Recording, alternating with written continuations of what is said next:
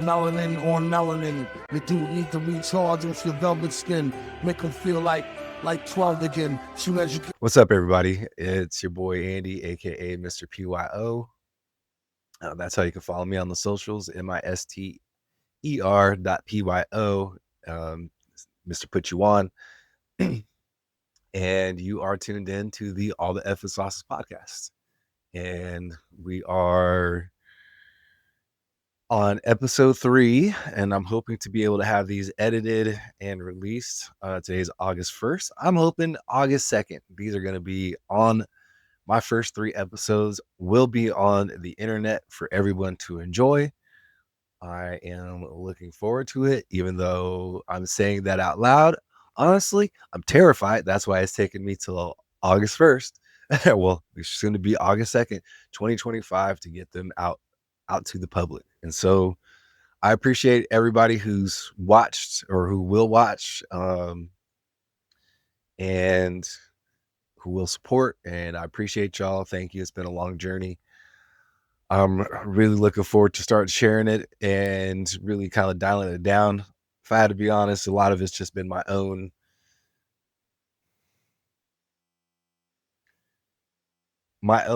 self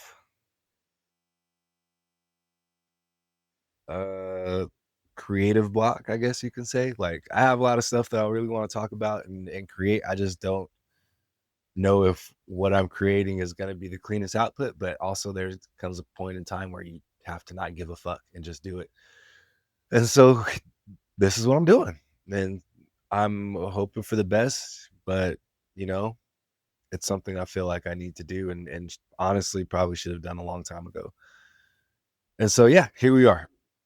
As it's kind of at this point in the year, it is, peak festival season. Shambhala just ended this past weekend. We got Lollapalooza going on this weekend. And, a lot of different others going on throughout the globe. The whole music scene has really exploded, and particularly the festival scene. I'm not going to talk about it too much in this episode. I talked about it quite a bit last episode, and there'll definitely be more time to really delve into it. But, one of the few things that I did want to talk about within this episode, I will be going to Shams next year. That is non-negotiable. I will be at motherfucking Shambhala in Canada next year. If my body is still alive on this earth, that is what I will be doing next year. I promise you that. I say that for a lot of reasons, as even though it is a very, very large festival, there's a few things that happen. One, the culture still seems to be there. I haven't been, so I really can't sit there and say that I'm speaking from experience, but from the people I know that have been, and definitely from the variety of entities that I follow that are either associated or part of the creation of that, it seems like the cultural spirit is still there to where it's a good time. It's just a really, really good time where people are still free, still having fun, still keeping the spirit of, why I joined this community over 25 years ago. And yeah, but either way, this will be the last year that I don't go. I definitely will be there next year, and I'm looking forward to sharing my report of my experience with you.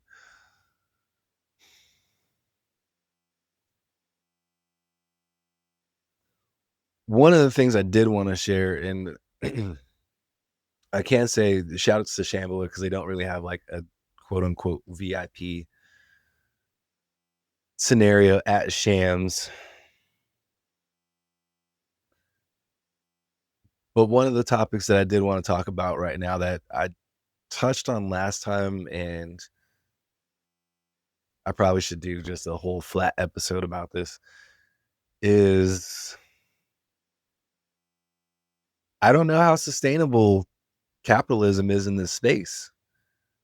Obviously, the ticket prices have gone up for a lot of different events, in particular, just getting there. The artists are getting paid more as they've all gotten bigger and more exposure. And I'm all for it. But it comes a point to where it's like, all right, if our ticket prices are going to be anywhere from on the low end, we'll call it high twos, maybe low threes to, all the way up, like plus getting there, plus whatever camping packages, plus you're gonna have to pay for your parking pass, all this shit. Like it's a whole ass Disney vacation for you to go see a few artists and thug it out camping for the weekend. This isn't sustainable. Not only is it not sustainable, it's definitely like not where the culture came from.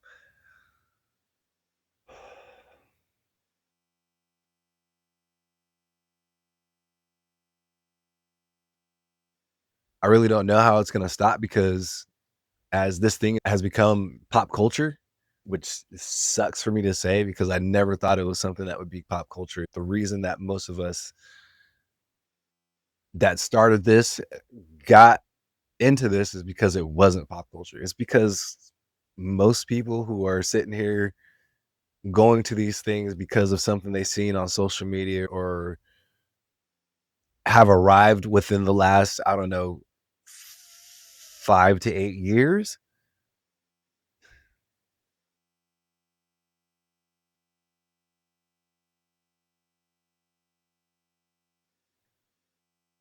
I'd probably, this is going to be very, very unpopular, but I would be to say probably most of those folks have taken away from the culture more than they've brought to it. And that sucks because yeah, we just never, I think us in the tastemaker world and us who started this and us who are like literally the cultural uh folks who are like pushing this thing forward never thought this would get to this point, but here we are. And so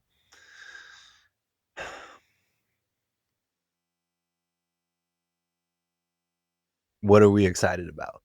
Like, because it doesn't mean it's all over and that it's just all going to end, but what are we excited about? And one of the things that I can say that I have become excited about, I'm really, really glad that folks like Shams or Shambhala, I would call it Shams, Shambhala, Portola, uh, Movement, Arc in Chicago, and definitely quite a few others out there that are really, really keeping the spirit of what this whole festival culture started as and what this whole electronic music scene started as, and are able to in 2025 to best they can. Because Shams, you definitely do have some deluxe camping packages that you can pay for that are absolutely supporting um, excess capitalism. You do have folks that are creating spaces that are intended to reflect the spirit of what this is meant to be. And some of those folks, I definitely want to be able to give a shout out and talk about, and there'll definitely be more. And for those who don't know, one of the best hip hop albums ever created in life, Prince Paul, Prince Thieves. We need to get back here. That's a whole nother story. It just fell and distracted me. So anyway, there are folks that are really, really creating some spaces that are continuing to push the culture forward and doing awesome shit all across the country and probably the globe. And so, you know, uh, probably about 10 years ago, there's definitely a few party crews like a club called Rhonda, Brownies and Lemonade, Space Yacht. Um, and yes, they are SoCal focused because hey, guess what? That's where I fucking was living at the time. So it is what it is. But um, the entities that I am excited about who are actually doing awesome things, I'm really excited about Rock Cuts, their organization based out of NYC, throwing underground parties, no phone spaces, Really, really house focused. But they all have a live series on YouTube where you can catch a lot of their sets. Um, but you can catch them on YouTube, a lot of their sets on YouTube. And I mean, it looks like a great party, not a lot of people, and really true heads are occupying that space. Another crew that's doing some really dope things is Third Floor Sounds. I'm really impressed with what they're doing. Uh, Also, I believe New York based as well, kind of similar vibes to Rock Huts, but they're a little bit more enterprised in that they have some sets on Apple Music. And now that it's mentioned, that's what this episode will be about. So that's why I'm kind of trying to save space to go, because we are about to get deep into some music and some Apple Music and some music services that need to serve us. Where the fuck have they gone? and, and where they are at now. And so, yeah, sorry to get distracted. That happens a lot. Third Floor Sounds is another group that's doing kind of a similar thing. Probably my top two right now, and I'm kicking myself mildly for not going to an event that I had an opportunity to go to this last Saturday. And we'll start there. Radio with the Put You On Club that I'm not affiliated with. So that's another thing. I've been trying to think of another alias, because what AM radio and the Put You On Club is doing is that they're having small coffee shop parties across the nation. Like, they're doing Houston coming up soon. They were just in Seattle last weekend, which is close to me. I'm based in Portland. I didn't go. I had some technical difficulties that just wasn't gonna allow me to make that trip, and I found out last minute, but I really, really wanted to go. Throw coffee shop parties. Are actually based out of Venice and have been doing coffee shop parties probably like the last year and a half.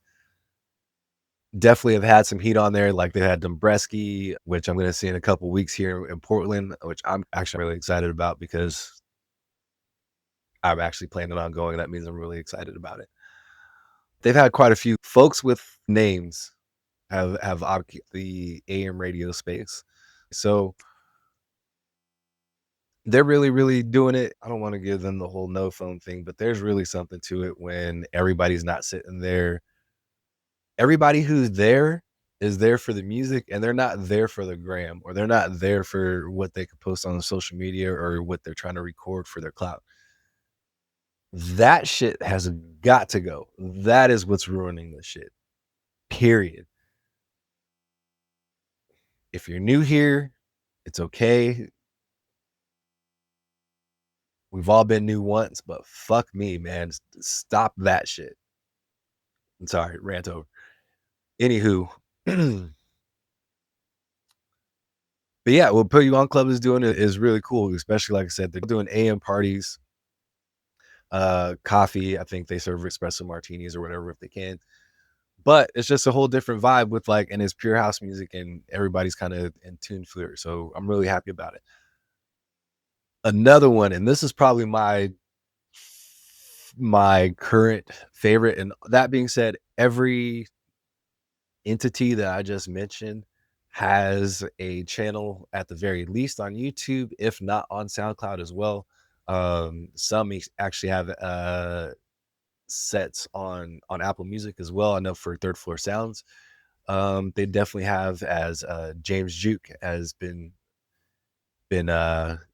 definitely blowing up, and as he should. I'm so excited for that guy. Like, he is what's next in fresh in house music, and I'm here for it. Excuse me. But the one I'm really, really excited for is Book Club Radio. They definitely are based out of New York. And their whole scenario is that they started their whole space that they base out of, like a library scenario. So you go and there's books around and things like that. But started by Tenzo and JoJo. They are bringing some dope house parties to the scene. They just had a stage at Bottle Rock. Did I talk about this last podcast? Possibly. If I'm repeating myself from the last podcast, get over it.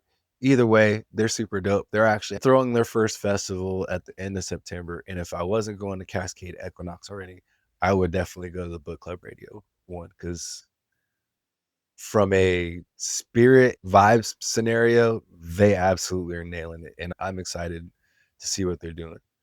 Another crew, I would say, that's doing some dope stuff in the disco world, but it's really hard to kind of follow what they're doing, is the Take a Break crew. And so there's a dude named Never Dull based out of Dallas, and house DJ. He's been throwing these Take a Break. I wouldn't even call them festivals. They're just like mini parties in Texas. And they're kind of random. They're like, he'll be like, all right, we're going to have one in 6 weeks and we're going to call it the festival. I, I, either way, I'm not hating on what he's doing, because got a great collection. He got a great collection of artists that fuck with him. And that's really key of really what makes these cultural entities go, is actually having somebody that's kind of leading that shit and pushing it forward. But B, you also got to have a crew that's gonna be solid as well, that's gonna represent what you got going on really well. And also people are gonna want to fuck with your crew. And that's exactly what he got. He's got a crew that people want to fuck with, and he's doing it. So people like M Bay, Macross 99, etc., are all doing at least are all showing up to these Take a Breaks. I think there's one in like 2 weeks. They're usually Texas based. I want to go to one when there's a little bit more time to organize. It seems like, I mean, if it was kind of like on a yearly calendar thing, like be like, all right, cool, every August 1st, I know I'm gonna go to Take a Break Fest in Dallas. One, I'm not going to a festival in Texas in the summer because I cannot drink enough fluids to stay hydrated to keep in my body. I lived in Texas for 4 years. It is dumb hot and humid down there. I have no desire for hanging out in Texas in the middle of the summer, for that and many other reasons as well, especially these days. But either way, his collective is doing some really awesome things and really pushing the movement forward. They have a unique thing where all of their sets actually are exclusive to Apple Music.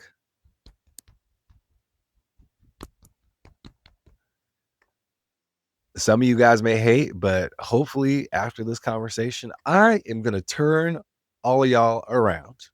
I hope, or at least make y'all question any negative prejudices you may have had, or even experiences you may have had with Apple Music.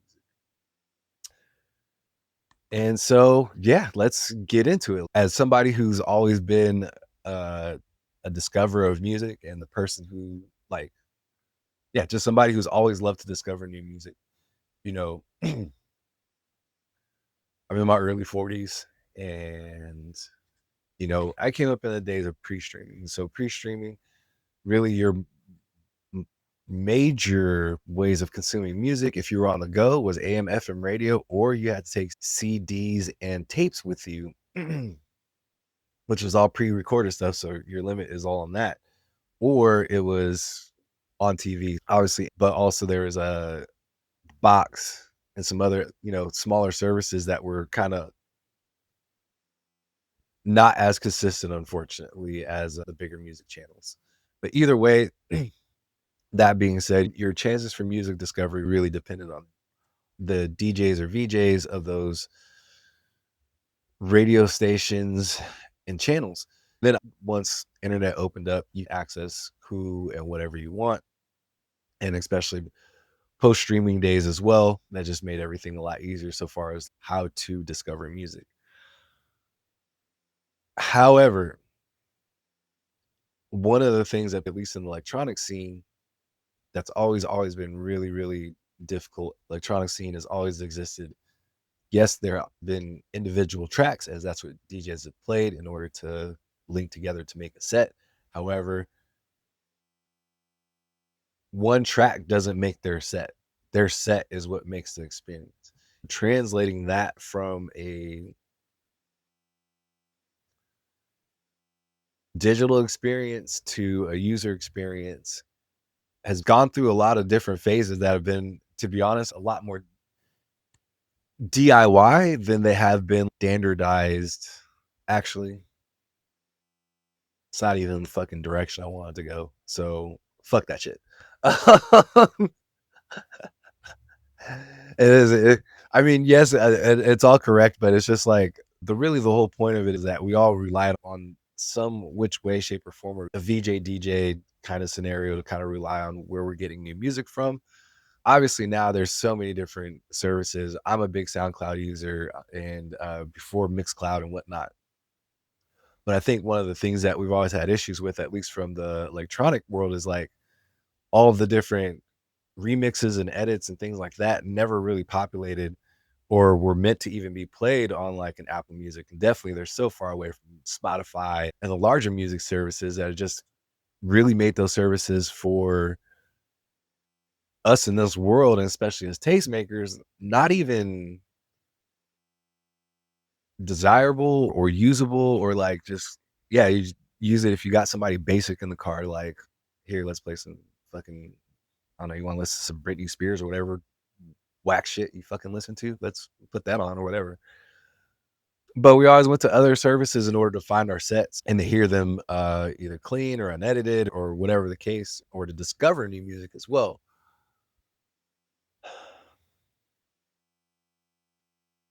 I'm still so SoundCloud. I've been about that life since day one. That last.fm, like, I go on and on and on about the like uh services I've used. I mean, I listen to foreign radio. I listen to Bossa Radio out of Finland, Finnish kid, so I definitely know about that. And then same, one of my favorite radio stations that still drops heat to this day, Triple J's in Australia. They drop all the new shit. However, what I can say over particularly probably the last 5 to 7 years, man, you know, Apple Music,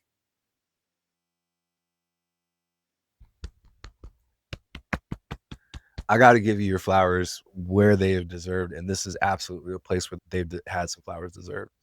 And so let me put y'all on game. And you're probably wondering why? And I'm about to let y'all know, because I can guarantee you, most of you that are listening to this right now haven't even come close to utilizing Apple Music's not only full scope of services. And to be honest, I probably haven't either. But what I can say is that I feel like, at least on a knowledge base of what's going on behind that curtain, I definitely have. I definitely can share, at least shed some light of what's going on in that world that might interest you. And so we're going to start from the beginning. So think like 2016-ish or so, Apple Music actually launched as an actual service, and to where they actually have a 24-hour streaming service. They launched with one channel. But when they launched, I saw what they were doing. As a longtime listener of BBC Radio, for a lot of reasons, they've always had fresh music and their hosts have always been really dope. If you've been in this life or this world, then you know, at the Johnny Carson. I can't even say Johnny Carson because these kids don't even know Johnny Carson. Johnny Carson was getting phased out when I was a kid, but like the golden standard of dance music used to be the Essential Mix. Period. Pete Tong's Essential Mix every Friday. Like, if you were a DJ that had made it to there, you want to talk about you had made it, you had fucking made it. That was like, yo, you just got, I don't know, for you young kids, Kai Cenat just featured you on his stream. You and Drewski just got caught hanging out. I don't know, whatever. Like, literally, that was it. When I mean BBC, yes, there is one sitting on the couch, but I'm talking about the motherfucking radio station. With the BBC, like, their whole, well, one, they have a host of radio hosts. They never play anything. I'm not gonna say twice, but their cycle of how long they keep something in the radio cycle, it's less than a week and it's gone. But not only that, they actually program the radio to where they program it towards the culture, right? And so what does that mean? What that means, like right now, is it's Friday, it's literally August 1st, but like as it's getting into the early evening, and Apple Music is doing it as well, like they changed their programming from playing, I'd say, more mass general critical mass music to playing things that are going to go into get you ready for the evening.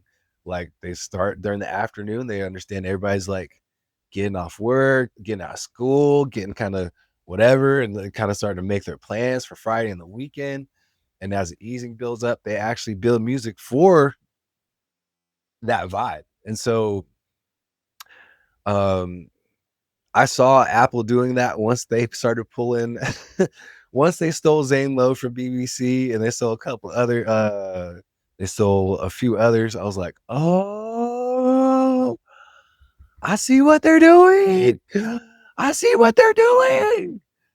And it's I can't I cannot sing their praises enough about the amount of absolute gold that is available on Apple Music right now. So for those of you who don't know, they've taken that same model to where they have a few different channels. Now they have a dedicated dance channel, a dedicated Latin channel. They have a dedicated country channel, and then just kind of a hip hop channel and another one. But 24 hours of music right now, all of those channels are all playing something that is at least energy wise that's going to get you turned up for the weekend. And not only that, they have guest shows where they'll have folks that just come on and they're just playing a mix that they built for Apple or for Apple Music.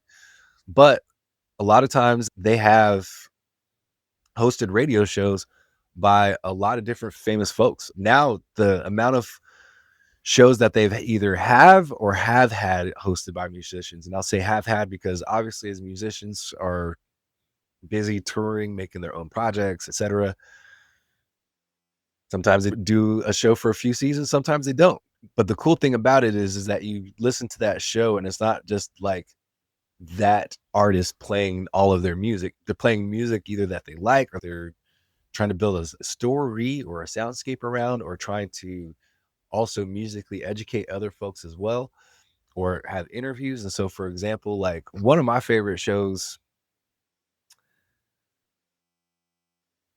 that, well, the ones that are still going on, I love the One Mix. The One Mix is where uh they'll host usually a different A-list DJ to put a mix on for Apple Music. That still goes on and it's just literally exclusive for. Um, but one of my favorite shows right now is the Anna Luneau show. I like her house show, but for the folks that are either, well, just for everybody, everybody's either hosted a show or is hosting a show or whatever genre you like is, I promise you, is there, and they're going to provide you with an experience, listening experience, more than likely that you're not going to be fully expected of. And that's what you want. You want to be able to be surprised. You want new stuff. Like we like to fresh shit's great. Get that fresh shit. And so, but I mean, they've had shows that have been hosted by Vince Staples. He's actually got a couple of shows on there, Ramona Radio and God, what's the other one? One of the he ain't hosted them in a few years because, like I said, they just came in seasons, but they might be some of the funniest and definitely some of the most dope musical shows I've ever listened to in my life, just on pure comedy. Because Vince Staples is very Vince Staples on them shows, and it's amazing. Um, but Mike D from the Beastie Boys, he hosts a show. Elton John hosts a show. Billie Eilish used to host a show. Pharrell used to host a show. Shout out to my man Busy P. He used to host a French show. I listened to it for a few episodes. Unfortunately, don't do it again. There will be a Busy P episode. It sucks that it's going to be almost after a year after I met him, but there will be a Busy P episode. I promise you that. Actually, it's going to be an Ed Banger episode. Artist creativity. I apologize, Pedro. I should have got this shit up. But either way, they all have radio stations and to where they've all had radio shows. And obviously, if you country, rock, et cetera, they're going to be on there. But more so, I mean, I can keep going on and on. But between the library that of obviously there's the regular, like if you want to access an album from any artist that's came out, a lot of the artists now, they like I just listened to the new Suicide Boys today. I'll just say shout out to, hey, I'm glad funk is seeing a global stage. We need to get some more folks out there. But like I listened to Suicide Boys full album today, and but yesterday I saw it and I was like, oh crap, it's already on Apple Music. It was just a few songs that were previewable, but you're able to preview a few songs from the new Suicide Boys on Apple Music. And so I think that's really cool being able to get previews and stuff like that. One of the things that I think is even doper is that Apple Music has, especially around New Year's, they'll have some exclusive mixes from all of your favorite music artists. They bang, and they're going to be exclusive only to Apple Music, and you can't find them anywhere else. I saw Justice twice at the end of last year, and both of their sets were very, very similar to what they performed in real life. Justice's New Year's Eve mix for Apple Music blew their live performance out of the water musically, for sure. Absolutely blew their performances out the water. And was just a better musical experience. Additionally, one of the Apple Music mixes that I liked this year as well, and kind of plays into more of this alternative experience, is that Skepta had probably one of the best mixes. I've probably spun that mix a solid 50 times. It's all really housey and for the people. And so, yeah, I'm with it. That being said, go check out Skepta's Mas Tiempo tour. If you know, you know. It's definitely not him rapping, and it's probably one of the dopest things that's going on right now. So I would absolutely, if you get a chance and you see that pop up on your radar, Skepta's Mas Tiempo tour for the people. I appreciate you. But yeah, man, like Apple Music's really, really been killing it on that scene. And not only that, even though it's Apple Music and they have the whole sets available for you, a lot of times they'll have these set divided track by track, but it still plays continuously in a smooth mix. So you still have a great listening experience. Plus, it's like in premium spatial audio and all of those things. So you really can't hate. And that being said, as of lately, they've been really, really good at bringing some up and coming artists for their new mixes. Shout out to whoever's in charge of Apple's global head of dance. You've been killing it, and I thank you for it. And I hope my viewers and whoever else gets put onto it will thank you for it too. Let's see.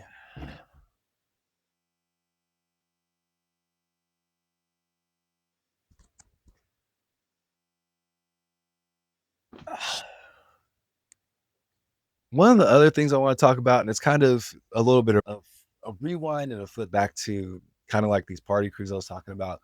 I actually want to give a couple more shout outs. One is Chicken and Beer. They're based out of Miami. Honestly, they've got like a baby selection vibe going for them. Hey, keep it up. I'm here for it. Y'all have got some dope shit. And then the other is Kings de Wepa. Probably pronouncing that wrong, but I don't know. A bunch of Latin kids that are dancing to cumbia. I fuck with it. Whatever comes up on my IG feed, I could watch that shit all day.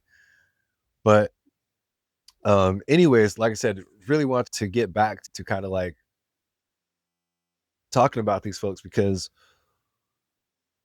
as I meet people and have always met people, people are like, "Oh man, bro, like who you listen to right now? Who you listen to?"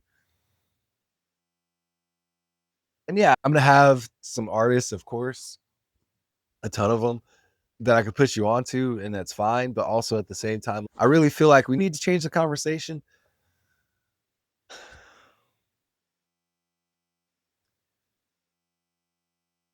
to being more like recognizing these folks that are creating these crews. Because like I sit there and say like I said, book club radio, super dope. Started by Tenzo and Jojo. You should definitely check out both of those individuals as DJs. They're amazing DJs, and are really throwing down some hot sets all over the country.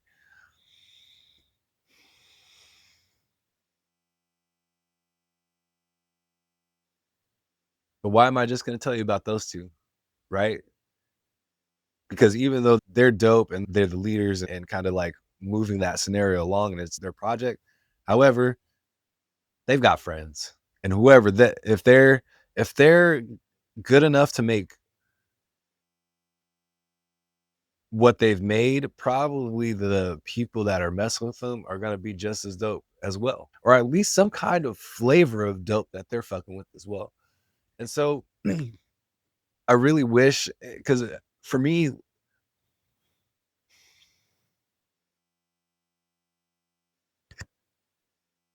I think I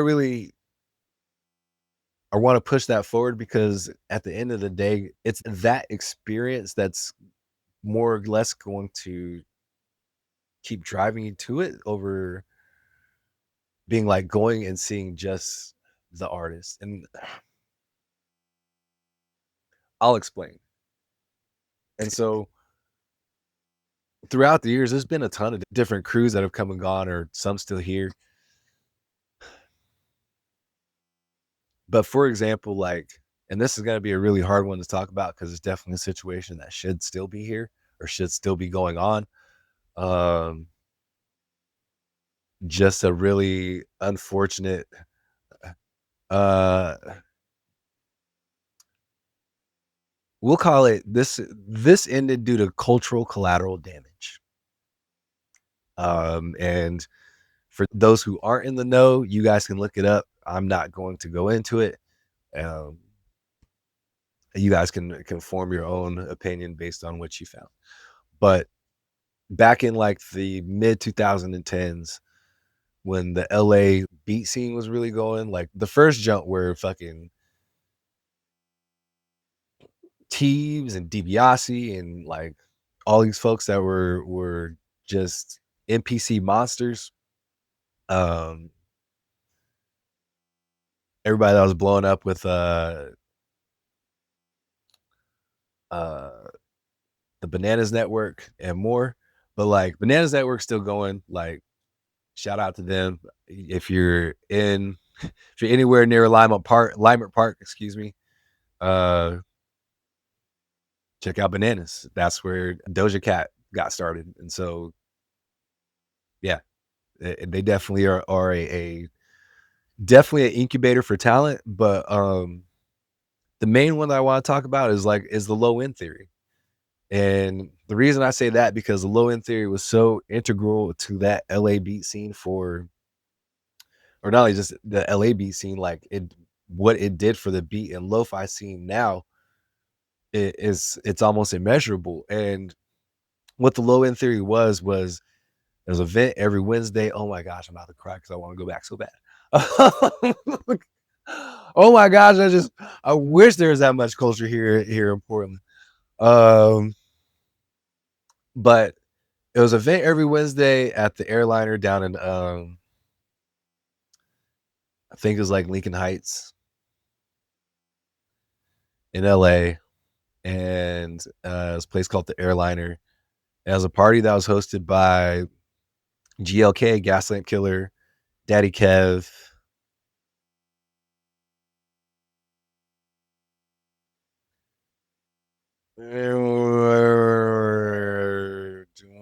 I am nobody. Don't quote me on the I am nobody, but I definitely know it was Daddy Kev, GLK. like the week they were there weekly if they weren't touring, um, as it was their scenario. But they had everybody pass through there. And when I mean everybody, everybody from like the last night I went, I saw there wasn't even anybody that was guest starring that night, but so it was just really just the low end theory DJs. Ghost and Ray were just like Ghost. Yes, Ghost. I shouldn't say him like I fucking know him. Ghostface and Raekwon from fucking Wu Tang. While sitting here talking about him like I just kicked with them on the block the other day, but they were just sitting there chilling in the crowd. Like, but that was normal. Like that was super normal. Like to sit there and see other artists just kicking the crowd, like because they knew that A, that's where the culture was. B, for it to be a Wednesday, I would try to get there. If I didn't get there by 10:30, you're wait over an hour in line. Period. Over an hour in line, and it's a Wednesday, so they're not gonna stay open until fully 2. So if you're waiting an hour in line, if you got there at 11, you're getting in like 12, 12:30 to sit there for an hour, and I've already driven an hour. But that's how dope that shit used to be. Unfortunately, it's not happening anymore, but the reason I wanted to bring that up because it's easier for me, I feel, to put people on to a low end theory instead of just being like, oh, you should listen to Daddy Kev or oh, you should listen to GLK. Like, you know what I'm saying? Do they have like styles that go with each other? Of course, they've, gone back to back, done their thing, whatever. Obviously started that whole scenario together. But the thing is like, okay, what if there's an opportunity to go see somebody that's within their realm? And that opportunity might happen well before you get a chance to see GLK. That opportunity might happen well before you get a chance to see any of the other low end theory DJs. So like, I want to be able to change the conversation to that. It's just when I do, uh, nobody knows what I'm talking about. Or I'll just say it's very few heads. And so that being said, honestly, if this is you, hit the DMs, man. Let's fucking get in the convo, like get in the hive. Like I love having conversations with regular ass people about shit like this because especially in the space as the spaces are as they are now, like got a lot more basics in spaces that I never thought never thought they would be at, and so yeah. Um let's see. I honestly think that's kind of all I've got for this episode. Tyler just dropped a second album in probably like less than 10 months. Clips just came out with their second.